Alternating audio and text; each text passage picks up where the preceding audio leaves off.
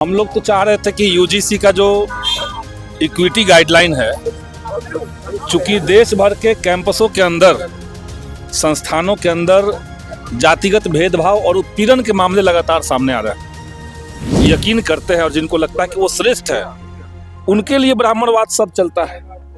तो उस मानसिकता का आंदोलन चला देश भर में और दुर्भाग्य से सुप्रीम कोर्ट ने उसको स्टे लगा दिया, रोक लगा दिया। आदेश ला करके, ऑर्डिनेंस ला करके जो एक संवैधानिक प्रावधान है, आप इसको कानून का स्वरूप दीजिए ताकि संस्थानों के अंदर जातिगत भेदभाव और उत्पीड़न तत्काल खत्म हो।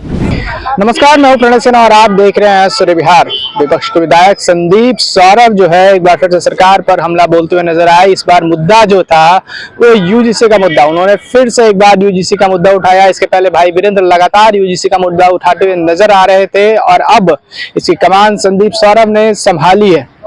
संदीप सौरभ का साफ तौर पे कहना है कि यूजीसी जो है वो लागू होना चाहिए। जो डेटा निकल कर आया था और यूजीसी ने ही उसे जो है संसदीय बेंच को दिया था और पूरा रिकॉर्ड दिया गया था, उसके बाद दुर्भाग्य की बात है कि सुप्रीम कोर्ट ने उस पर बैन लगा दिया।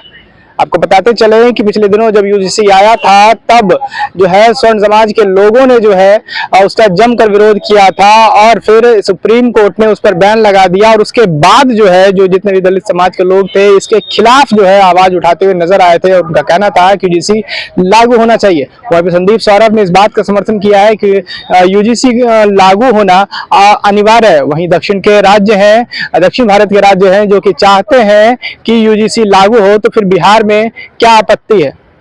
क्या कुछ कह रहे हैं संदीप सौरभ, आप उनके पूरे बयानों को सुनिए।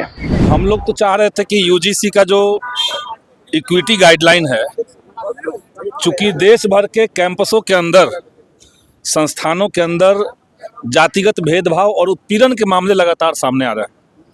ये आंकड़ा कोई विपक्ष का आंकड़ा नहीं है। देश के यूजीसी ने सुप्रीम कोर्ट को ये लिख करके दिया, संसदीय पैनल को लिख करके दिया कि 5 साल में 19 से लेकर 24 तक देश के अंदर संस्थानों में जातिगत उत्पीड़न के मामलों में 118% की वृद्धि हुई है। और उसी के आलोक में वो गाइडलाइन आया था। गाइडलाइन आने के बाद आप सब लोगों ने देखा कि किस तरीके से जातिवादी मानसिकता से, ब्राह्मणवादी मानसिकता से, और जब हम ब्राह्मणवादी कहते हैं तो किसी ब्राह्मण को इसके लिए चिंतित नहीं होना चाहिए कि किसी कास्ट के बारे में हम कह रहे हैं। वर्णाश्रम व्यवस्था में जो लोग यकीन करते हैं और जिनको लगता है कि वो श्रेष्ठ है, उनके लिए ब्राह्मणवाद सब चलता है। तो उस मानसिकता का आंदोलन चला देश भर में और दुर्भाग्य से सुप्रीम कोर्ट ने उसको स्टे लगा दिया, रोक लगा दिया। अब उसके बाद जब कुछ राज्य कह रहे हैं, तेलंगाना और कर्नाटक जब तैयार है कि हम अपने यहाँ इसी यूजीसी गाइडलाइन के मुताबिक रोहित वेमुला एक्ट लाएंगे, तो हमने बिहार सरकार से मांग की कार्यस्थगन के माध्यम से कि बिहार सरकार भी उसके मुताबिक रोहित वेमुला एक्ट लेकर के आए। और साथ ही साथ चूंकि आप बार बार चर्चा करते हैं कि डबल इंजन की सरकार है, तो आप केंद्र को पत्र लिख करके ये मांग कीजिए कि सुप्रीम कोर्ट के आदेश के बावजूद अध्यादेश ला करके, ऑर्डिनेंस ला करके जो एक संवैधानिक प्रावधान है, आप इसको कानून का स्वरूप दीजिए ताकि संस्थानों के अंदर जातिगत भेदभाव और उत्पीड़न तत्काल खत्म हो। यही बात है। बोलिए। शब्दों का मर्यादा जो है खत्म हो चुका है सदन के अंदर। एक दूसरे पे जिस तरीके से कटाक्ष लोग करते हैं। नहीं, आज जो हमने शब्द कहा ब्राह्मणवादी मानसिकता, इसमें कौन सी मर्यादा खत्म हो गई? लेकिन सरकार में बैठे हुए लोग इसके बाद आग बबूला हो गए, अनाप शनाप बोलने लगे। वो लोग कोर्ट मामला है तो इंतजार करना। असल मामला है चोर की दाढ़ी में तिनका। जो ब्राह्मणवादी मानसिकता के लोग हैं वही इस शब्द से, जिनको आपत्ति है, वही कर रहे हैं। संदीप जी, लागू कोर्ट का आदेश गलत है कि सही है वो हम नहीं कहेंगे, लेकिन हम मानते हैं कि यूजीसी गाइडलाइन जो था, इक्विटी गाइडलाइन 2026, उसको देश के संस्थानों में लागू होना चाहिए। आप सब लोग जानते हैं कि विश्वविद्यालयों के अंदर, उच्च शैक्षणिक संस्थानों के अंदर ओबीसी और दलित समुदाय की स्थिति क्या है? वो चाहे फैकल्टी पोस्ट पे हो या प्रशासनिक पद पे हो, नहीं है, वो बहुत ही कम है। तो इसलिए हम लोगों ने ये मांग उठाया। लागू करवा कर रहिएगा आप लोग, छात्र समझकर खत्म करना चाहिए।